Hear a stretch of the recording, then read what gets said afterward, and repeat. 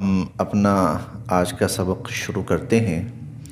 اعوذ باللہ من الشیطان الرجیم، بسم اللہ الرحمن الرحیم۔ وَإِذَا رَأَوْكَ إِن يَتَّخِذُونَكَ إِلَّا هُزُوًا أَهَذَا الَّذِي بَعَثَ اللَّهُ رَسُولًا۔ وَإِذَا اور جب رَأَوْا یہ لوگ دیکھتے ہیں کا آپ کو، وَإِذَا رَأَوْكَ اور جب یہ لوگ آپ کو دیکھتے ہیں، إِن يَتَّخِذُونَكَ ان نہیں، يَتَّخِذُونَ بناتے، کا آپ کا، إِن يَتَّخِذُونَكَ نہیں بناتے آپ کا، الا مگر، ہزوا مذاق، ان یتخذونک الا ہزوا نہیں بناتے آپ کا مگر مذاق۔ یہ لفظی ترجمہ ہے۔ سلیس ترجمہ یہ بنے گا وَإِذَا رَأَوْكَ إِن يَتَّخِذُونَكَ إِلَّا هُزُوًا، اور جب یہ لوگ آپ کو دیکھتے ہیں تو بس آپ کا مذاق ہی اڑاتے ہیں اور آپ کے ساتھ مذاق ہی کرتے ہیں، اور کہتے ہیں کیا ھذا یہ ہیں، الذی وہ، بعث بھیجا، اللہ نے، رسول بنا کر، اھذا الذی بعث اللہ رسولا، اچھا یہ ہیں جن کو اللہ نے رسول بنا کر بھیجا، مذاقن استہزاء، یہ حضور علیہ الصلوۃ والسلام کے ساتھ استہزاء کرتے ہوئے وہ اس قسم کے الفاظ بولتے ہیں، اھذا الذی بعث اللہ رسولا، اچھا یہ ہیں وہ جن کو اللہ نے رسول بنا کر بھیجا ہے۔ ان کادا قریب تھا، لیضلوا کہ یہ بھٹکا دیتے، نہ ہمیں، ان کاد لیضلنا قریب تھا کہ یہ ہمیں بھٹکا دیتے، عن سے، آلہتنا ہمارے معبود، قریب تھا کہ یہ ہمیں ہمارے معبودوں سے بھٹکا دیتے، لو اگر، لا نہ، ان صبرنا ہم جمے رہتے، علیہا ان پر، لولا ان صبرنا علیہا اگر ہم اپنے معبودوں پر مضبوطی سے جمع نہ ہوتے تو قریب تھا کہ یہ ہمیں ہمارے معبودوں سے گمراہ کر دیتے، بھٹکا دیتے۔ یعنی حضور علیہ الصلوۃ والسلام کے بارے میں یہ بات کہتے تھے کہ انہوں نے تو کوئی کسر نہیں چھوڑی تھی کہ ہمیں ہمارے معبودوں سے ہٹا دیں، یہ تو ہم اپنے عقیدے میں پکے تھے کہ ہم ان کی بات کا شکار نہیں ہوئے۔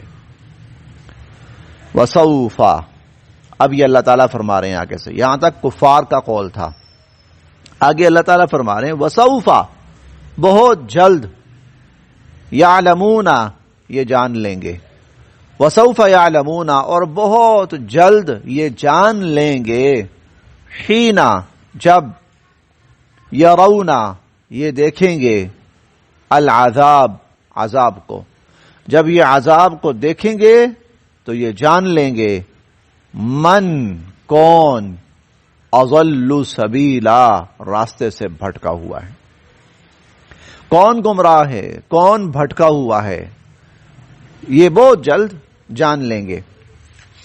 ارأیتا یہ تو بتائیے، من جس نے، اتخذ بنا لیا ہو، الہہ اپنا معبود، ہوا اپنی خواہشات نفسانی کو، ارائیت من اتخذ الہہ ہوا، ذرا یہ تو بتائیے کہ جس نے اپنی خواہشات نفسانی کو اپنا معبود بنا لیا ہو، نفسانی خواہشات کو معبود بنانا اس کا مطلب یہ ہے ایک اللہ کی طرف سے علم آیا ہے، وہ حقیقت پر مبنی ہے، اور دوسرا لوگوں کی اپنی سوچ، غلط فہمیاں اور اپنی خواہشات. یہ اللہ کی طرف سے آئی ہوئے علم اور ہدایت کو چھوڑ کر اس کے پیچھے چل رہے ہیں، گویا اس کو خدا بنایا ہوا ہے، اپنا اس کو اپنا خدا بنایا ہوا ہے.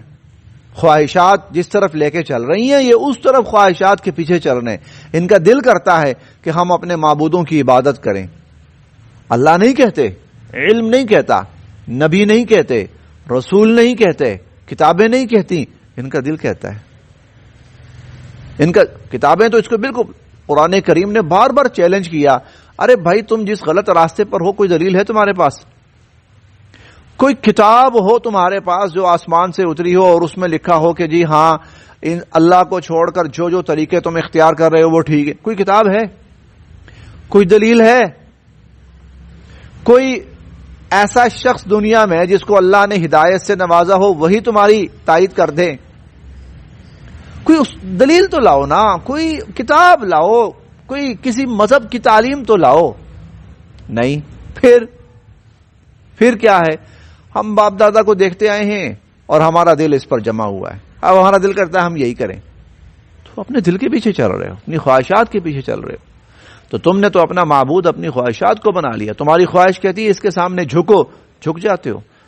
تمہاری خواہش جو ہے وہ تمہیں اللہ کو چھوڑ کر دوسرے کے سامنے جھکاتی ہے، تو تم نے تو اس کو معبود بنایا ہوا ہے. افانت، کیا بھلا آپ تکونو ہو سکتے ہیں علیہ ایسے شخص کے وکیلا، ذمہ دار؟ کیا آپ ایسے شخص کے ذمہ دار ہو سکتے ہیں؟ یقیناً نہیں. ام، کیا تحسبو، آپ یہ سمجھتے ہیں، ام تحسبو، کیا آپ یہ سمجھتے ہیں، ان اکثرہم، کہ ان میں سے اکثر، یسمعون، سنتے ہیں، او یا یعقلون، سمجھتے ہیں. کیا آپ یہ سمجھتے ہیں کہ ان میں سے اکثر سن رہے ہیں یا آپ کی بات کو سمجھ رہے ہیں؟ نہیں نہیں نہیں، ایسا نہیں ہے. نہ یہ سننے کے لیے تیار ہیں، نہ یہ سمجھنے کے لیے تیار ہیں. ان ہم، نہیں ہیں یہ، الا، مگر، کل انعام، جانوروں کی طرح. انہم الا کل انعام، یہ تو نرے جانور ہیں. بلکہ ہم یہ اضل سبیلا، ان جانوروں سے بھی گئے گزرے ہیں. جانوروں سے بھی، جانور کو بھی اللہ تعالیٰ نے جس کام کے لیے پیدا کیا وہ کام تو کر رہا ہے نا، وہ کام کر رہا ہے. باقی آپ اس کو کوئی سائنسی ایجاد سمجھانا چاہیں تو وہ نہیں سمجھ پائے گا، جانور ہے وہ. آپ جانور کو کوئی اور ٹیکنیکلی چیز سمجھانا چاہیں تو وہ نہیں سمجھ پائے گا، وہ جانور ہے. آپ جانور کو کوئی اور بات سمجھانا چاہیں تو وہ نہیں سمجھ پائے گا، یہ جانور ہے. ہم کہیں گے یار نہ یہ سن سکتا ہے نہ یہ سمجھ سکتا ہے، جانور ہے یہ. تو اللہ تعالیٰ فرماتے ہیں ان کی مثال ایسے ہی ہے. جو ہدایت کی بات ہے نا، آپ جتنا مرضی کوشش کر لیں، جن کے نصیب میں نہیں ہے نا، نہ ان کو سمجھ میں آنی ہے نہ انہوں نے سننی ہے، تو یہ جانور ہیں، بلکہ جانوروں سے بھی بدتر ہیں. بل ہم اضل سبیلا، بلکہ یہ جانوروں سے بھی گئے گزرے ہیں. الم ترا، کیا آپ نے نہیں دیکھا، الی ربک، اپنے رب کی قدرت کی طرف. الم ترا الی ربک، کیا آپ نے اپنے رب کی قدرت کی طرف نہیں دیکھا. کیفا، کیسے، مدّا، اللہ نے پھیلایا، الظل، سائے کو، اللہ نے سائے کو دراز فرمایا. مد، کھینچنا کسی چیز کو، لمبا کرنا، کہ اللہ تعالیٰ نے سائے کو لمبا فرمایا. وَلَوْ، اور اگر، شَاءَ، اللہ تعالیٰ چاہتے، لَجَعَلَهُ، تو کر دیتے اس کو، ساکنہ، ایک جگہ ٹھہرا ہوا. اللہ تعالیٰ چاہتے تو سائے کو ایک جگہ ٹھہرا ہوا کر دیتے. یہ سایہ گھٹتا بڑھتا تو یہ خوبصورتی ہے نا.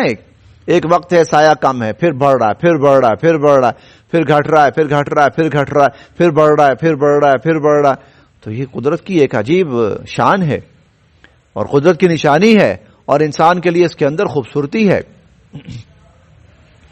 ثم پھر جعلنا ہم نے بنایا الشمسا سورج کو علیہ اس پر دلیل ہم نے سورج کو اس پر دلیل بنایا. سورج کو دلیل بنانے کا مطلب کیا ہے؟ سورج سبب بنا، ذریعہ بنا اس سائے کے گھٹنے اور بڑھنے کا. اسباب کے درجے میں سورج اس سائے کے گھٹنے اور بڑھنے کا سبب و ذریعہ بنا، لیکن اس سائے کو پھیلانے کم کرنے والی ذات اللہ کی ہے. اسباب کے درجے میں ظاہری طور پر سورج ایک دلیل بنی کہ یہ سورج کی وجہ سے ہے، لیکن اصل چیز یہ ہے کہ اللہ رب العزت کی ذات نے یہ سارا نظام بنایا. ورنہ یہ بھی ہو سکتا تھا کہ اللہ تعالیٰ اس کا سائز ہے وہ کم کر دیتے، اور یہ بھی ہو سکتا کہ اللہ تعالیٰ سایہ نہ فرماتے. ایسی بھی چیزیں جن کا سایہ نہیں ہے. ثم پھر قبضناہ ہم سمیٹتے ہیں اس سائے کو الینا اپنی طرف قبضا یسیرا تھوڑا تھوڑا کر کے سمیٹنا. پھر ہم تھوڑا تھوڑا کر کے اس سائے کو اپنی طرف سمیٹتے ہیں. اپنی طرف سمیٹنے سے مراد یہ ہے کہ وہ سایہ گھٹتا چلا جاتا ہے. پہلے ہے مد الظل، سائے کو لمبا کیا، پھیلایا، اور پھر کیا ہے ہم آہستہ آہستہ اس سائے کو گھٹانا شروع کر دیتے ہیں، وہ گھٹتا چلا جاتا ہے. وہوا اور وہ اللہ ہی ہے الذی جس نے جعل بنایا لکم تمہارے لیے اللیل رات کو لباسا پردہ.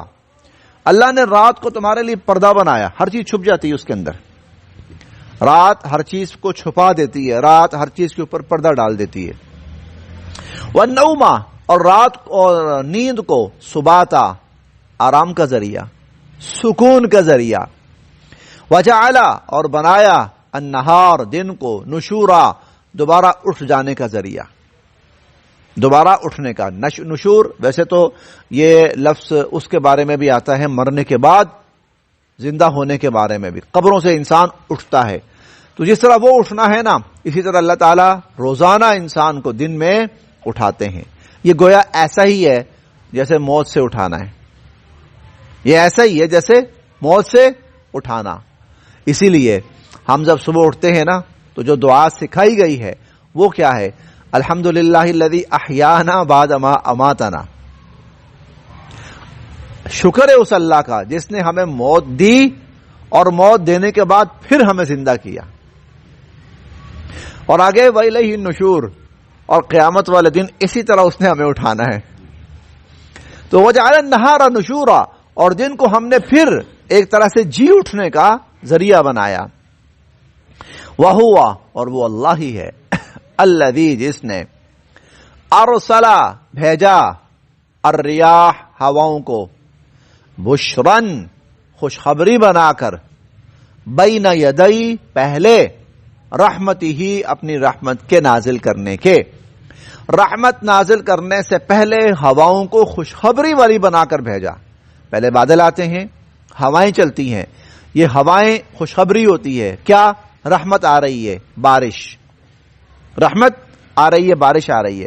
وَأَنزَلْنَا اور ہم نے اتارا مِنَ السَّمَاءِ آسمان سے مَاءً طَهُورًا پاکیزہ پانی، پاکیزہ پانی ہم نے آسمان سے اتارا. لِنُحْيِيَ تاکہ ہم زندہ کریں بِهِ اس کے ذریعے بَلْدَةً مَيْتًا بے جان زمین کو، تاکہ ہم اس کے ذریعے بے جان مردہ زمین کو زندہ کریں. وَنُسْقِيَهُ اور ہم سیراب کریں اس سے، اس بارش سے، اس پانی سے ہم سیراب کریں. مما ان کو خلقنا جنہیں ہم نے پیدا کیا، ہم نے جو اپنی مخلوق پیدا کی ہے ہم اس کو سیراب کریں. انعامن اور وہ مخلوق مویشی بھی ہیں، واناسی کثیرا اور بہت سے انسان بھی ہیں. مویشی اور بہت سے انسان ہم ان کو اس پانی سے سیراب کریں. وَلَقَدْ اور یقیناً صرفناہ ہم بار بار لے کر آتے ہیں بینہم لوگوں کے درمیان.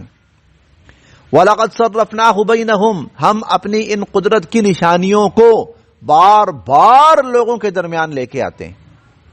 چاہے اس کا تعلق نزول سے ہو کہ ہم بار بار ایسی آیات نازل کرتے ہیں، چاہے اس کا تعلق اس رحمت کے اترنے سے ہو کہ ہم بار بار اس رحمت کو لوگوں کے درمیان لے کے آتے ہیں. کیوں؟ لیذکروا، تاکہ انسان نصیحت حاصل کریں. لیذکروا، تاکہ اس سے سمجھ بوجھ نصیحت حاصل کریں. لیکن فابا اکثر الناس، نہیں رہتے اکثر لوگ، الا مگر کفورا، ناشکری کرتے ہوئے ہی. فابا اکثر الناس الا کفورا، انسانوں کی اکثریت کا وتیرہ یہ ہے کہ وہ پھر بھی ناشکرے ہی رہتے ہیں. فابا اکثر الناس الا کفورا، اور انسانوں کی اکثریت کا معاملہ یہ ہے کہ وہ ناشکرے ہی رہتے ہیں. وَلَوْ شِئْنَا، اور اگر ہم چاہتے لَبَعَثْنَا، تو ہم بھیج دیتے فی کل قریہ، ہر بستی میں نذیرا، آگاہ کرنے والا. اگر ہم چاہتے تو ہم ہر بستی میں آگاہ کرنے والا بھیج دیتے، لیکن ہم نے ایسا نہیں بھیجا. ہم نے آپ کو سب کے لیے بھیج دیا. تو اللہ تعالیٰ چاہتے تو کر سکتے تھے، کیوں نہیں کیا؟ اللہ ہی جانتے ہیں، حکمت اللہ ہی جانتے ہیں. لیکن ایک انسانی عقل کی حد تک جو بات سمجھ میں آتی ہے وہ یہ ہے کہ جب ایسا ہوتا تھا ہر علاقے کے لیے الگ نبی آتا تھا، تو پھر علاقہ پابند ہوتا تھا کہ نبی کی بات مانے، اور نہیں مانتا تھا تو اللہ اس پوری بستی کو ختم فرما دیتے تھے. پوری بستی ختم. بس بڑا موقع دیا، سمجھو سنبھل جاؤ. 50 سال، 60 سال، 100 سال، 125 سال، 150 سال. ہاں، قوم عاد، قوم سمود، قوم نوح، قوم مدین، قوم لوط، قوم ابراہیم، قوم اصحاب الرس، اور اس کے علاوہ قرون بین ذالک کثیرہ، بہت سی بستیاں. اب ان کے پاس نبی آیا، سمجھایا، اتمام حجت ہو گئی، سب کے کانوں تک بات پہنچ گئی، بار بار سمجھا دیا، نہیں سمجھ رہے، چلو بھائی. وَكُلًّا تَبَّرْنَا تَتْبِيرًا، کل پڑھا ہم نے، فَدَمَّرْنَاهُمْ تَدْمِيرًا، اور وَكُلًّا تَبَّرْنَا تَتْبِيرًا. پھر یہ ہوتا تھا. تو اب ایک نبی آئے، وہ ساری انسانیت کے لیے. اب رحمت یہ ہے کہ نہیں بھی مانو گے نا تو کم سے کم اس دنیا کی حد تک مہلت مل جائے گی، اس دنیا کی حد تک مہلت مل جائے گی. ورنہ ہم چاہتے تو لبعثنا فی کل قریۃ نذیرا، ہر بستی کے اندر خبردار کرنے والا یعنی نبی بھیج دیتے. فلا تطع، آپ نہ کہا مانیے، الکافرین، ان کافروں کی باتوں میں نہ آئیے. وجاہدہم، اور آپ ان سے جہاد فرمائیے، بھی اس قرآن کے ذریعے، جہادن کبیرا، بہت بڑا جہاد. یہ علمی جہاد ہے. یہاں جس جہاد کا ذکر ہے نا، قرآن کے ذریعے جہاد، یہ علمی جہاد ہے. علمی جہاد کا مطلب کیا ہے؟ یہ جتنی گمراہیاں پھیلا رہے ہیں، آپ اس قرآن کی تلاوت کی برکت سے، قرآن کے احکام کی برکت سے، قرآن کی تعلیم کی برکت سے ان کی ساری گمراہیوں کا خاتمہ فرمائیں. وجاہدہم بہ جہادن کبیرا، اور اس قرآن کے ذریعے آپ ان کے خلاف بہت بڑا جہاد فرمائیے. بس یہ آج یہاں تک.